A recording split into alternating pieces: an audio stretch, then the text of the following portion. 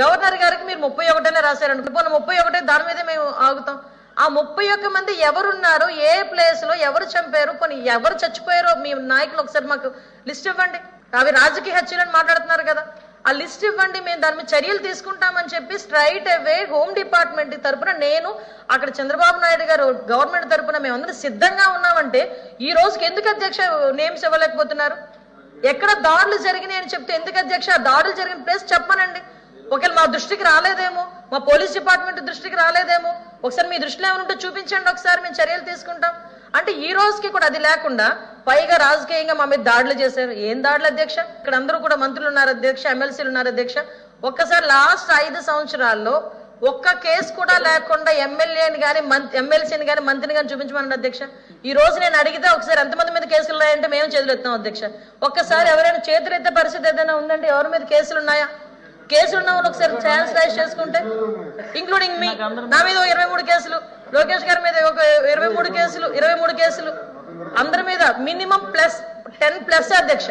అంటే ఇన్ని కేసులు మా మీద పెట్టి ఈ రోజు మేము ఏదో వాళ్ళ మీద కేసులు పెట్టామని చెప్పి తిరిగి మా మీద క్వశ్చన్ చేయడం అధ్యక్ష. మీ మీద కూడా ఉన్నాయా సార్ కేసులు? వాళ్ళ మీద కూడా ఉన్నాయి అధ్యక్ష. అంటే ఓవరాల్ గా మేడం గారు కూడా ఒకసారి ప్రతిపక్షాలకి అంటే జగన్మోహన్ రెడ్డి అధికారంలో అటువైపు వెళ్తే ఆటోమేటిక్ వస్తాయి అధ్యక్ష. ఎక్కడ ఫీల్డ్ విజిట్కి వెళ్దాం అధ్యక్ష, ఎక్కడ ఏం జరిగినాయి అన్న దానికి పులివెందుల ఎమ్మెల్యే గారిని రమ్మనండి, ఫీల్డ్ విజిట్ కూడా మేము వెళ్తాం. అంటే ఓవరాల్ గా చెప్పాలంటే ఇన్ని హత్యలు జరిగిపోయి అని చెప్పి ఒక రాష్ట్ర ప్రతిష్టను దెబ్బతీయడానికి అధ్యక్ష. ఇదంతా కాజ్ ఏంటంటే లాస్ట్ 5 సంవత్సరాల్లో అతను పరిశ్రమలు తెచ్చుకోలేకపోయాడు, పెట్టుబడులు తెచ్చుకోలేకపోయాడు, రాష్ట్రాన్ని అభివృద్ధి పథంలో ముందుకు తీసుకెళ్లలేకపోయాడు, కేవలం దోపిడీకి, దారుణాలకి, అవినీతికి అడ్డాగా మార్చాడు.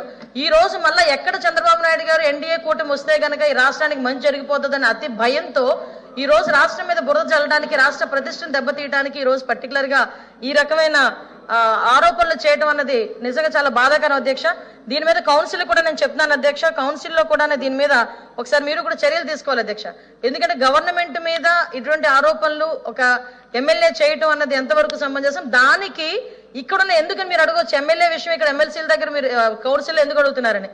దానికి అధ్యక్షత వహించిన పులివెందుల ఎమ్మెల్యేకి వెనకాతల వత్తాసుగా ఇంతమంది ఎమ్మెల్సీలు అందరూ కూడా ఆబ్సెంట్ అయ్యి వెళ్ళారు అధ్యక్ష, అక్కడ దానికి వత్తాసు పలికారు అధ్యక్ష. సో వీళ్ళు కూడా దానికి యాక్సెప్ట్ చేసినట్టే.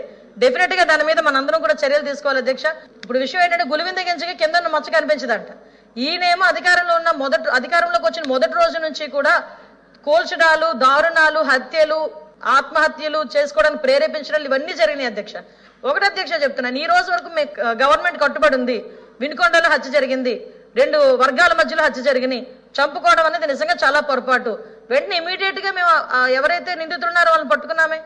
ఎక్కడైతే అబ్యూజెస్ ఎక్కడైతే జరుగుతున్నాయో, చిన్నపిల్లల మీద ఎక్కడైతే అత్యాచారాలు జరుగుతున్నాయో, ఎక్కడైనా ఎటువంటి ఇబ్బందులు ఎదుర్కొన్న వెంటనే ఇమీడియట్ గా ఈ రోజుకి కూడా రిమాండ్ లో ఉన్నారే, ప్రతి ఒక్కరు కూడా రిమాండ్ లో ఉన్నారే. మేము ఎవరిని ఉదాసీనంగా వదిలేదే. మీకు ఎగ్జాంపుల్ చెప్తాను అధ్యక్ష, ఇక్కడే గంజాయి మత్తులో తాడేపల్లి ఇంటికి, పులివెందుల ఎమ్మెల్యే గారి ఇంటికి అతి దగ్గరలో ఒక గ్యాంగ్ రేప్ జరిగితే ఈ రోజుకి కూడా వెంకటరెడ్డి అనే వ్యక్తిని ఈ రోజుకి కూడా పట్టుకోలేకపోయారు అధ్యక్ష.